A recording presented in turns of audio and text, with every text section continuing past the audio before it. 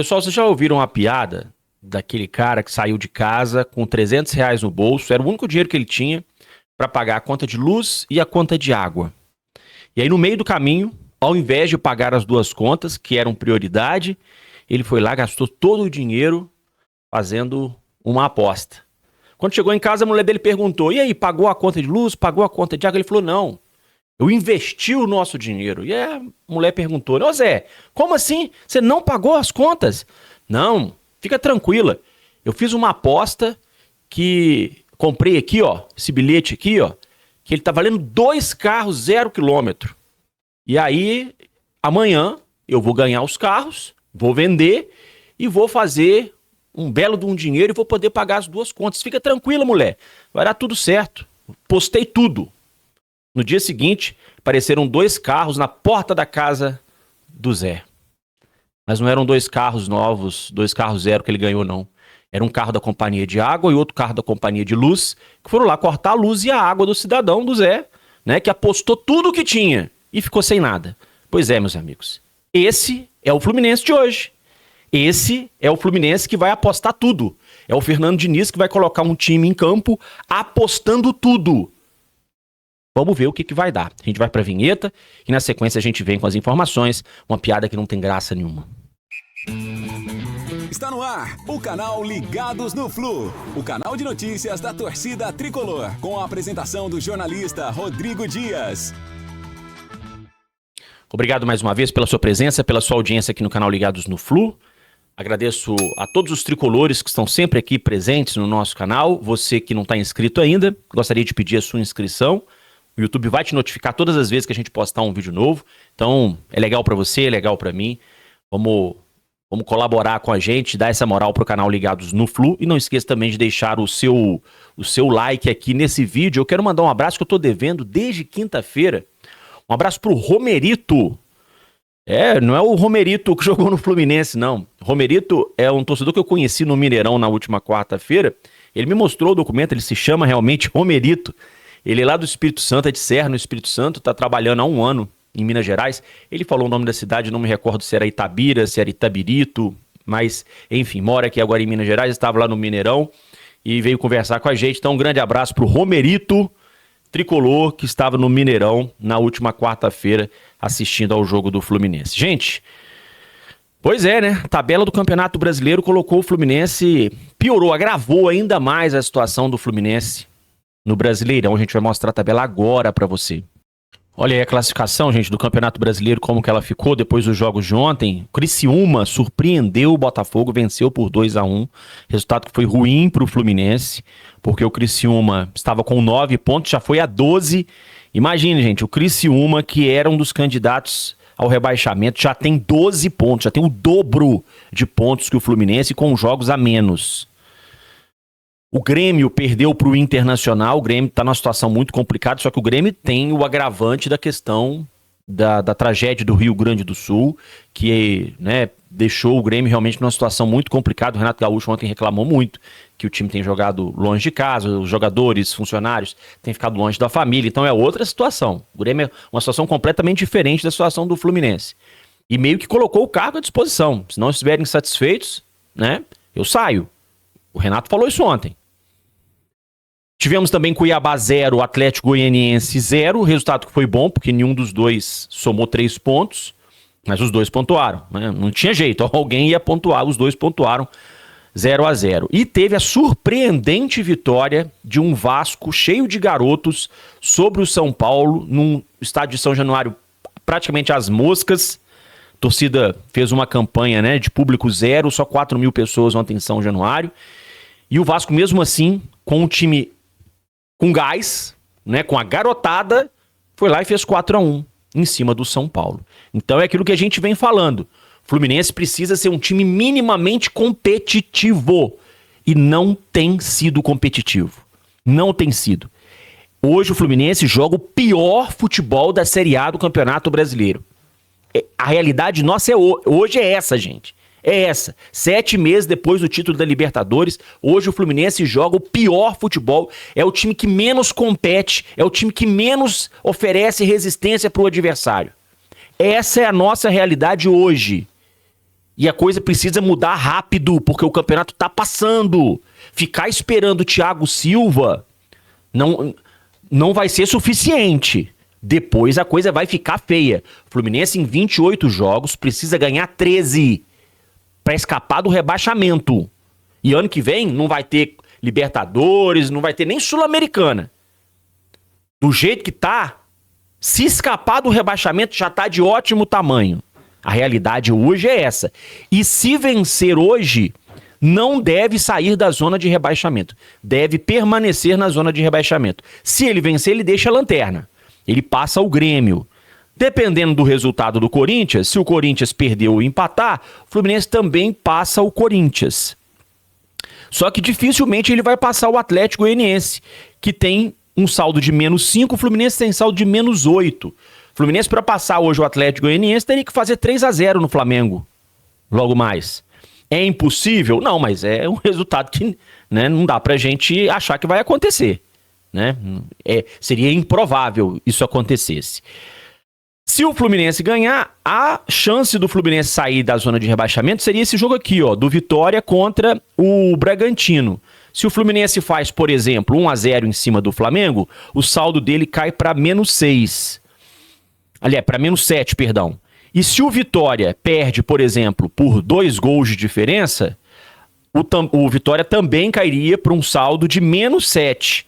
E aí a gente teria que ver aqui, ó, no número de gols marcados, enfim, talvez dê para o Fluminense sair da zona de rebaixamento se o Vitória perder por uma boa diferença de gols e o Fluminense ganhar o seu jogo. E aí também tem que contar com o jogo do Corinthians. Enfim, é muita conta para fazer. O importante é que o Fluminense tem que ganhar, gente. Saindo ou não da zona de rebaixamento nesta rodada, o Fluminense hoje ele tem que ganhar. Jogando bem, jogando mal, não importa. É clássico, né? Aquela bela história do clássico não se joga, clássico se vence. Hoje, mais do que nunca, ela se aplica. E hoje, mais do que nunca, o Fluminense vai precisar do resultado positivo, seja da forma como for. Do jeito que der, o Fluminense tem hoje que conseguir esses 3 pontos, gente. Essa noite nem dormi direito. A preocupação não é com o jogo em si, a preocupação é com tudo que está acontecendo. A gente não vê, né, perspectiva nenhuma de melhora. Né? E essa escalação do Fernando Diniz aí me deixou ainda mais preocupado. Jogo às 4 horas da tarde, então, com transmissão da Globo para praticamente todo o Brasil e também transmissão pelo Premier. Cerca de 55 mil ingressos vendidos de forma antecipada. O mando de campo é do Fluminense e ainda há ingressos para o setor sul. Vai haver uma união das torcidas organizadas que vão ficar concentradas no mesmo setor para poder, né, empurrar o time, cantar o tempo inteiro. E a convocação é geral para o torcedor que puder ir ao jogo. O Fluminense precisa hoje do seu torcedor durante os 90 minutos, gente. Hoje, inclusive, assisti o vídeo do Vitor Lessa, agora há pouco, e ele falava o que vai acontecer depois dos 90 minutos, se o caso o Fluminense perca, se o torcedor vai vaiar ou não, ou se o torcedor vai comemorar ou não a vitória. Isso não, né? Nesse momento não é o indiferente. O que hoje o Fluminense precisa é do seu torcedor na arquibancada para apoiar durante os 90 minutos. Ah, mas Rodrigo, mas a escalação do Diniz, ela, né, tá toda atrapalhada, uma bagunça danada, não tô confiante. Cara, se você puder, tem condições de ir, vá ao jogo, porque o Fluminense precisa de você. Né? O Fluminense precisa de você. O Fluminense, inclusive, que decidiu se concentrar ontem à noite em um hotel no Rio de Janeiro, coisa que não é comum, né? Hoje em dia, antigamente era, né? Hoje em dia não é mais comum, já há alguns anos isso não é um hábito das equipes, do Rio de Janeiro principalmente, mas nessa temporada aconteceu 2 vezes, contra a LDU e contra o Vasco. Nas 2 deu certo, o Fluminense venceu. E ontem o Fluminense decidiu também se concentrar num hotel para o jogo de logo mais. Isso ganha jogo? Não.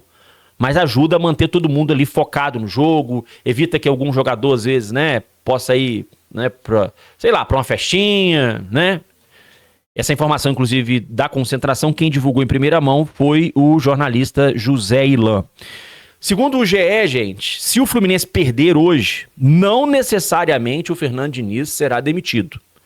Mas se a atuação for muito abaixo da crítica, se for uma derrota daquelas acachapante, claro que vai agravar a situação vai ficar extremamente crítica para o lado do Fernando Diniz. Por outro lado, se o Fluminense vencer, o Diniz ganha fôlego, né, e aumenta a confiança daquelas pessoas que dentro do clube acreditam que o próprio Diniz tem condições de tirar o Fluminense dessa situação. Mais uma vez o Diniz com muitos desfalques. A imprensa fala só dos desfalques do outro lado, né? Que também tem muitos desfalques. O principal deles é o Arrascaeta, Cebolinha também não joga, Varela, enfim, jogadores que estão na Copa América. O Cebolinha acabou de se machucar. O Flamengo tem muitos desfalques, mas o Fluminense também tem muitos desfalques. Manuel, Marcelo, Felipe Melo, André, Marquinhos, Arias, não é pouca coisa. Não é pouca coisa.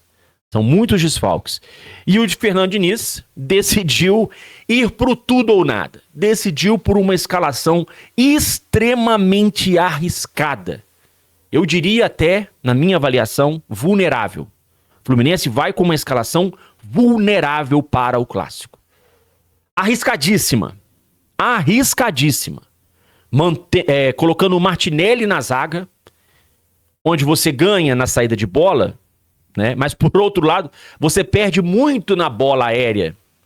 Se você quer ganhar na saída de bola, ter aquela saidinha ali nojenta, né? Aquele toquezinho ali pro lado, pra trás, igual o caranguejo. Você vai manter aquilo ali, brincando ali na entrada da área, atravessando bola na frente do goleiro o tempo inteiro, e o Flamengo vai sufocar o Fluminense. O Flamengo vai marcar a saída de bola. E aí o Diniz vai com o Martinelli na zaga, que é um jogador que não sabe se posicionar na bola aérea, tem essa deficiência na questão da bola aérea, e o Martinelli vai para a zaga. E o Flamengo, essa questão das jogadas aéreas tem sido um ponto forte do Flamengo. Inclusive, nos 2 últimos jogos, o Flamengo fez gols de escanteio no finalzinho da partida e ganhou o jogo contra o Bahia assim, empatou, se livrou de uma derrota lá em Curitiba assim, com jogadas na bola aérea. E o Diniz não está preocupado com isso pelo jeito, né? Porque vai escalar o Martinelli na zaga. No meio-campo, Diniz escalou um time lento, sem intensidade, um time que não marca, né? Com Gabriel Pires voltando de contusão, Renato Augusto, que não tem jogado bem, né? Anda em campo praticamente, trota em campo, e Lima e Ganso. O Diniz não aprendeu nada com o Fla-Flu do Campeonato Carioca quando ele escalou o meio de campo com Renato Augusto e Ganso. Ele vai repetir Renato Augusto e Ganso no time de hoje. É difícil, cara. É difícil. E hoje, por sinal, o Renato Augusto completa o seu 7º jogo no Campeonato Brasileiro. Então, se por um acaso houvesse alguma equipe interessada, né, na contratação do Renato Augusto, algum time da Série A, ele não poderia se transferir nessa temporada, só no ano que vem. Agora, o Renato Augusto, para sair do Fluminense esse ano, só sai se for pro exterior ou para algum clube da Série B. Então, a gente vai mostrar a escalação do Fluminense então pro Fla-Flu de hoje. Tá aí a escalação para você, olha. A provável escalação, né, foi divulgada primeiro pelo Vene Casagrande. O Caio Blois do site Trivela também confirmou essa escalação. O GE também confirmou essa escalação, com o Fábio no gol. Samuel Xavier de volta à lateral direita, Martinelli e Antônio Carlos na zaga e Diogo Barbosa na lateral esquerda. No meio campo, então, Gabriel Pires, Lima, Renato Augusto e Ganso. E no ataque, John Kennedy e Cano. O Cano ontem disse na entrevista para o GE que ele tem jogado no sacrifício. E a pergunta que eu faço é, por que o Cano, então, não fica se tratando, se recuperando até estar bem, até estar 100%? Por quê? Bom, é uma escalação extremamente ousada, extremamente arriscada, extremamente vulnerável, na minha opinião. O Diniz, pelo menos, muda, sai do 4-3-3 para um 4-4-2. Eu concordo só com o 4-4-2, mas eu não escalaria Renato Augusto no time. Eu colocaria, e nem o Martinelli na zaga. Eu manteria o Thiago Santos. Mesmo o Thiago Santos, né, não tendo feito um bom jogo contra o Cruzeiro, eu colocaria o Thiago Santos na zaga. Colocaria o Martinelli no meio de campo e o Renato Augusto sairia desse time. Essa seria a minha escalação, né? Mas o que nos resta, gente, é torcer. A gente não tem outra escolha, não temos outra opção, temos que torcer. Essas são as opções do Fernando Diniz. e seja tudo o que Deus quiser. Vai apitar o Fla-Flu de hoje, Rafael Klein, 34 anos, do Rio Grande do Sul. Achei uma escalação equivocada da CBF, porque o Rafael Klein é um árbitro com pouquíssima experiência em jogos de Série A. Não é um árbitro que está acostumado a apitar clássicos, não é um árbitro que tenha, né, experiência para apitar um jogo quente como vai ser o jogo de hoje. Os Fla-Flus, ultimamente, têm sido jogos muito, muito pegados, com muita confusão, muita discussão, né? Nervos à flor da pele. E hoje, principalmente, o Fluminense está em último lugar. Então, eu achei nada contra o Rafael Klein. Não é isso. É questão mesmo de experiência. Eu acho que precisava de um árbitro mais experiente para o clássico. Mas tomara que ele faça uma boa arbitragem. No VAR estará Rodrigo Guarizo do Amaral, que é um árbitro conhecido aí do torcedor do Fluminense, já esteve em vários jogos do Fluminense, inclusive, né, um que eu gosto sempre de lembrar, porque pra mim foi um pênalti escandaloso, daquele jogo contra o Grêmio ano passado lá em Porto Alegre, o pênalti no Nino no último lance do jogo, né, que o VAR ignorou, o árbitro ignorou, e o Fluminense perdeu a partida por 2-1. Enfim, gente, Fluminense hoje não tem alternativa. Hoje, o Fluminense precisa vencer, porque precisa dar uma resposta pro seu torcedor. Toda rodada eu falo isso, né? Fluminense precisa dar uma resposta pro torcedor. Fluminense precisa dar uma resposta pro torcedor. Essa resposta não chega nunca. Essa resposta não chega nunca. Mas vamos lá. Quem puder ir ao jogo, compareça, faça a sua parte, né? Cante, empurre o time, porque a gente vai precisar, assim, de muita força mental, principalmente, para sair dessa situação aí que a gente não esperava estar. Pessoal, é isso. Obrigado mais uma vez pela sua presença, pela sua audiência. Boa sorte ao Fluminense. Que os deuses do futebol estejam com a gente hoje. João de Deus, Nelson Rodrigues, todos os personagens dele, enfim, que a gente hoje possa conseguir uma daquelas vitórias assim, que ninguém acredita, né? É isso.